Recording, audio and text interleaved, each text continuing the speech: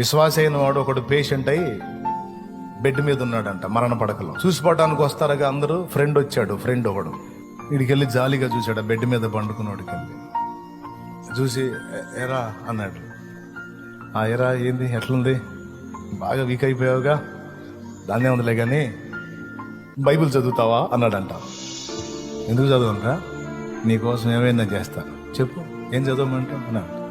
దినవృత్తాంతాల మొదటి గ్రంథం మొదటి అధ్యాయం చదువురా అన్నాడంట.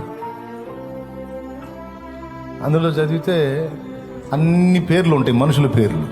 తర్వాత వీడు మళ్ళీ చదివావు కదా, బాగుంది, సరే కానీ మత్తయి సువార్త మొదటి అధ్యాయం మొదటి వచనం నుంచి చదువు అన్నాడంట. మళ్ళీ అయిపోయినాక లోక సువార్తలో కూడా మళ్ళీ మనుషుల పేర్లే చదివిచ్చాడు.